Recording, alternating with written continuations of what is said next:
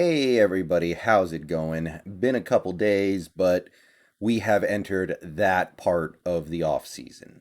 One of those little periods of time where there's really not much to talk about unless you work really, really hard to force stuff to talk about.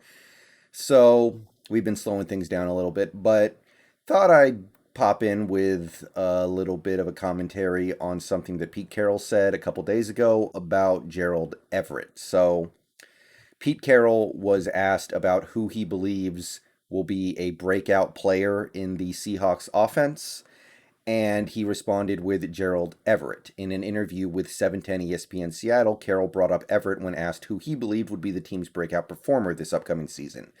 "Oh, I think you're going to be really excited to see Gerald Everett," Carroll said. "This is, I think, the fanciest, sweetest looking receiver slash tight end mix that we've had. He's like a wide receiver. He's got terrific after the catch run ability, really aggressive, and he's a good blocker too. And he knows the system inside and out. What Gerald brings us is a real threat in the throwing game. Should be a big factor on third down." Now, Carroll saying positive things about one of his players is not cause for stopping the presses and analyzing exactly why he came to that conclusion.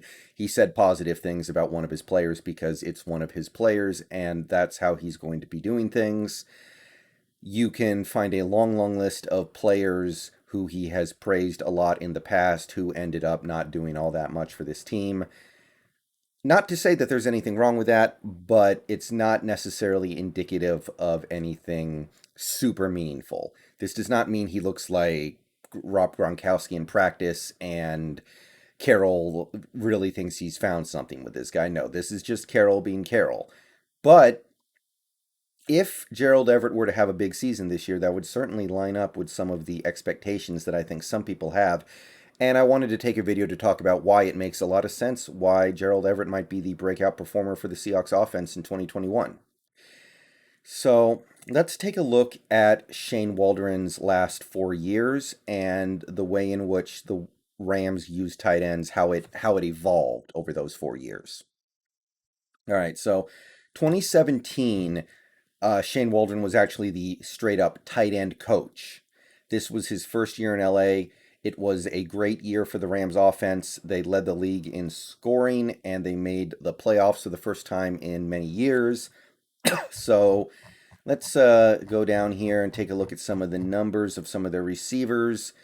You can actually see here that, oh, sorry about that. Just trying to make it a little bigger. You can actually see that no receiver for the Rams in 2017 went over 65 catches, 100 targets, or 900 yards. It was actually a pretty evenly spread offense. And we didn't see a whole lot from the tight ends in 2017. Tyler Higbee led the way, 25 catches, 300 yards, and a touchdown. Gerald Everett was coming off the bench for most of the season, but he had 16 catches for 244 yards and 2 touchdowns. So not a big contribution from the two tight ends on the roster this year. Now we jump ahead to 2018. This was another great year for the Rams offense. They were second in the league in points. They made the Super Bowl. What did they get out of their tight ends this year compared to what we just saw in 2017? A little more prolific. Gerald Everett actually led the team in receiving for tight ends with 33 catches for 320 yards. And Tyler Higbee had a relatively similar year in terms of production, 24 catches for 292 yards. So the usage of tight ends in the Rams offense went up by over 100 yards from year one of Waldron to year two of Waldron. And really, we're talking about year one of McVay to year two of McVay. I understand that, but this is why we hired Waldron, right? Because he worked with McVay. This is why a lot of people get hired in the NFL right now. They worked with Sean McVay. Just like you can get a job in the NFL if you worked with Andy Reid at some point in your life. So we can see the way the tight ends are used in the Rams offense with Waldron as being part of the show. He was no longer the tight end coach here, but he was still part of that offensive staff. You can see it start to develop a little more. Okay, 2019, Rams offense fell off a little bit. Jared Goff started to get exposed, I think, more than anything, but still a good offense, still close to top 10. What did they get out of their tight ends this year? A lot, actually. Tyler Higbee in 15 games had 69 catches for 734 yards and 3 touchdowns. So Higbee alone outproduced the Higbee plus Everett tandem from the previous year combined. And Gerald Everett did not fall off in response to that, not at all. He had 37 catches for 400 yards and 2 touchdowns. So they used their tight ends quite a bit in 2019, combined for about 1,140 yards and about 105 catches.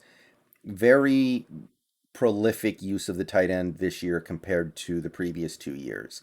This was really a year you could pinpoint as the moment it really started to break out for these two guys. And then in this most recent year, 2020, the Rams' offense had definitely fallen off many notches down to 22nd in the league. They rode their defense to a successful season.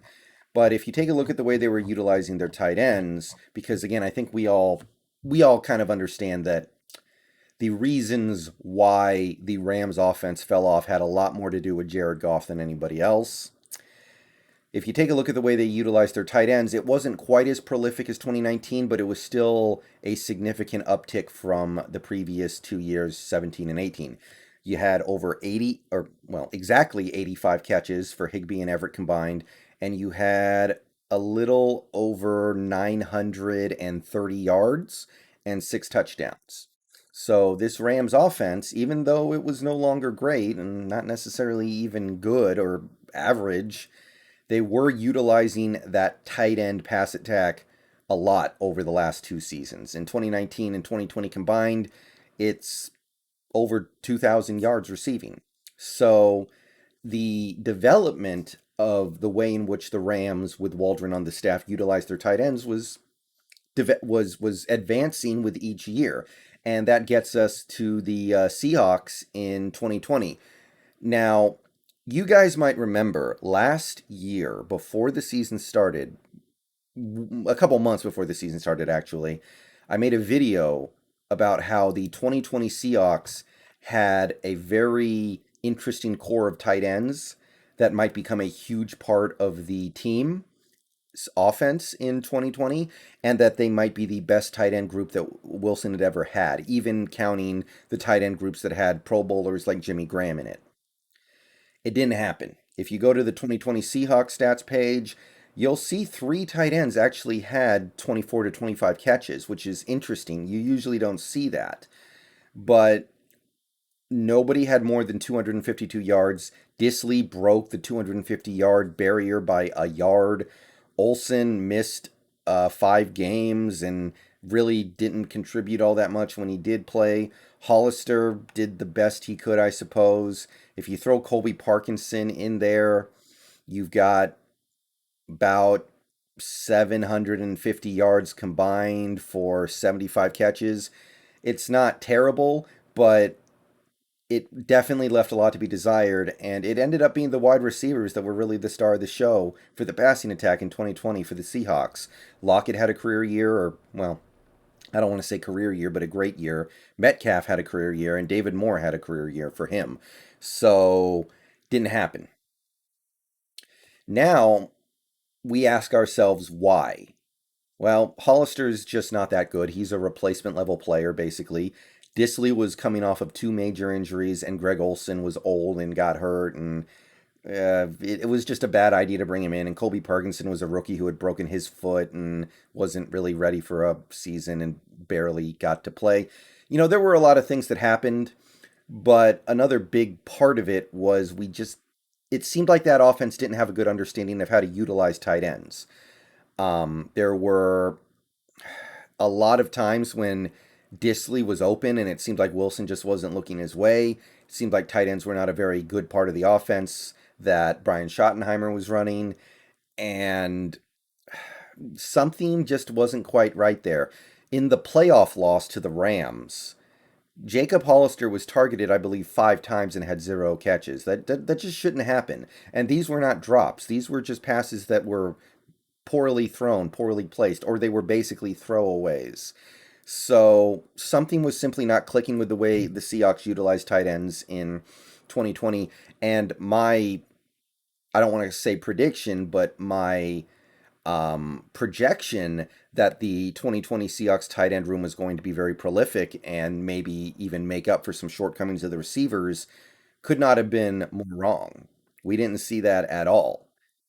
Now, again, the cumulative performance of these tight ends, 75 catches for about 750 yards, is not awful, but you would want more. And I think we can get more this year. It makes a lot of sense that Shane Waldron would have wanted to bring in Gerald Everett partially because he knows how to use him and he used him to great effect in Los Angeles these last several years, and that he also saw what was happening in LA in terms of the two tight end tandem with Higbee and Gerald Everett and felt like, okay, I want to bring Gerald Everett over and then maybe I want to make Will Dissly my Tyler Higbee.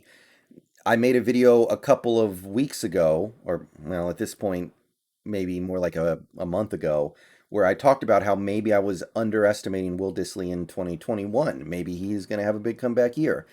And if we could get that tight end tandem going to where they can combine for 1,000 yards or something like 80, 85 catches and actually make big plays down the field and not just catch a bunch of checkdowns, that could be the breakout performer. Gerald Everett could very well be that breakout performer for the Seahawks offense in 2021, and he could end up being a big part of why the 2021 offense improves from the 2021. So, with all that said, I'm going to get out of here. Just wanted to take a look at what Shane Waldron's, um, well, the offenses that he's worked in have been doing with tight ends since he got there. So it makes a lot of sense why Everett would have a big season this year, but we'll find out in September. I'm out. Peace. Go Hawks.